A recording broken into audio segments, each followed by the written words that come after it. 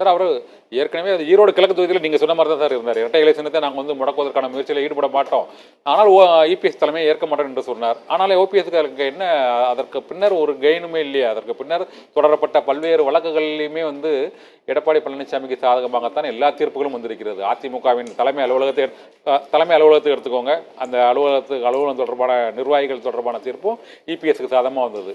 இரட்டை இலை சின்னம் தொடர்பானவும் இந்த ஈரோடு கிழக்கு தொகுதி இடைத்தேர்தலை பொறுத்தவரை அவர்களுக்கு சாதகமாக வந்தது.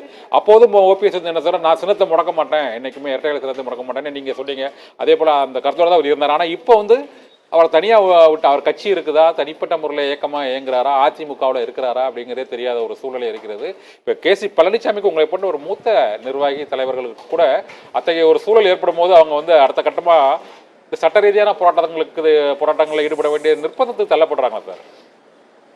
அதாவது நீதிமன்றத்தில் எடப்பாடி பழனிசாமி வெற்றி பெறுகிறார் என்றால் அவருக்கு ஒரு சிவன், ஒரு சதா சிவன் அவருடைய அருள் பார்வை இருக்குது, வழிகாட்டுதல், அதனால அவர் வெற்றி பெறுகிறார் என்று பலராலும் பேசப்படுகிறது. ஊடகமாக பல பத்திரிகைகள்ல எழுதப்படுகிறது. நீதிமன்றங்களில் பெறுகிற வெற்றி மட்டுமே ஒரு தேர்தல் களத்துல மக்கள் சக்தியை நிரூபிக்கிற ஒரு இடமாக அமைந்து விடாது.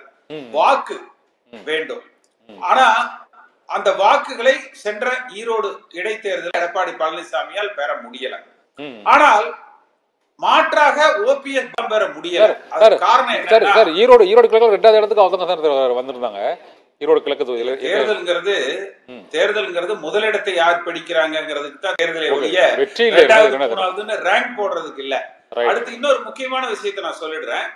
ஓபிஎஸ் எங்க பலகீனப்படுகிறார்னா, ஈரோடு நாடாளுமன்ற தேர்தல், அந்த சட்டமன்ற தேர்தல்ல கூட கமலாலயத்துக்கு தேடி சென்று காத்திருந்து அண்ணாமலையை சந்தித்த பொழுதே அவர் ஒரு அதிமுக தலைவர் என்கிற தகுதியை இழந்து விட்டார். அப்ப பாஜகவிடத்தில் சரணாகதி அடைந்தவராக, மண்டியிடுவராக, மன்றாடுபவராக, தலைமைக்கு அதிமுகவுக்கு தகுதியற்றவராக எடப்பாடி ஓ பன்னீர்செல்வம் பார்க்கப்பட்டு விட்டார். அதனாலதான் அவரை நோக்கி வாக்குகளோ தொண்டர்களோ மக்களோ அனுதாபமோ ஏற்படல, வாக்குகளோ அவருக்கு வரல. ஆனால் எடப்பாடி பழனிசாமி அந்த தொண்டரது அங்கீகாரம் இல்லாத காரணத்தினால அந்த இரட்டைலைக்கு மட்டும்தான் நாங்கள் வாக்களிப்போம் என்கிற மக்கள் ஓரளவுக்கு இருக்கிற காரணத்தினால அந்த 2வது இடத்தை பெறுகிறார். ஆனால் அரசியல் என்பது யார் முதலிடத்தில் வெற்றி பெறுகிறார்கள் என்பதை பொறுத்து தான் ஆட்சி நிர்ணயம் செய்யப்படுகிறது.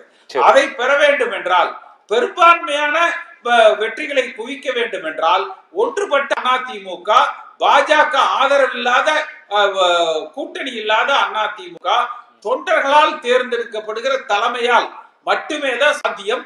கூட லஞ்சமும் ஊழலும் சாதிக்கும் மதத்திற்கும் அப்பாற்பட்ட தலைமையாக அந்த தலைமை இருக்கணும். நிச்சயமா எடப்பாடி பழனிசாமி லஞ்சம் ஊழலுக்கு அப்பாற்பட்டவர் அல்ல, சாதி மதத்துக்கு அப்பாற்பட்டவரா அல்ல. அப்ப இந்த 4 தகுதிகளும் இருக்கக்கூடிய தலைமையால் மட்டுமே அதிமுகவை மீண்டும் ஆளுகிற கட்சியாக உருவாக்க முடியும். நீங்க சொல்றது கரெக்ட் தான். ஜாதி மதத்துக்கு அப்பாற்பட்ட தலைவராக அவர் இல்லைன்னா அப்புறம் அவர் கொங்கு மண்டலம், மேற்கு மண்டலத்தோட தலைவராக தான் இருக்கிறார் எடப்பாடி பழனிசாமி. ஏன்னா எல்லா மாவட்டங்களிலுமே நிர்வாகிகள் இருக்கிறாங்க. அனைத்து சமூகத்தை சேர்ந்தவர்களும் இப்பொழுது பெரும்பாலான மாவட்ட செயலாளர்கள், முன்னாள் அமைச்சர்கள் மற்றும் சட்டமன்ற உறுப்பினர்கள் எல்லாருமே இருக்கிறீங்க. நீங்க எப்படி அவரை ஒரு ஜாதி மதத்துக்கு உட்பட்ட ஒரு கொங்கு மண்டல தலைவராக நீங்க சொல்றீங்க சார்? அதை ஏற்றுக்கொள்ள முடியாத மாதிரி இருக்கிறா? இல்ல, அதாவது பல அதிமுக தொண்டர்கள் பார்வையில ஒரு சாதிய அரசியல் அவர் செய்கிறார் என்கிற அந்த பார்வை இருக்கு. முக்குளத்து சமுதாய மக்களுக்கு துரோகம் விளைவிக்கிறார் என்று இருக்கு. 10.5% உள் ஒதுக்கீடு வன்னியர்களுக்கு கொடுத்து 109 மற்ற சமூக மக்களுக்கு துரோகம் இழைத்து விட்டார் என்கிற பார்வை இருக்குது. அப்ப அந்த சாதிய அணுகுமுறை அவரை வீழ்த்தி விட்டது. இனி அவர் தலையிட்டு வருவது என்பது, அவர் தலைமையில் அதிமுக ஆள்வது என்பது சிரமம். ஒரு மாற்று தலைமை, லஞ்சம் ஊழல் சாதி மதம் இதற்கு அப்பாற்பட்ட தலைமை அதிமுகவுக்கு தேவை.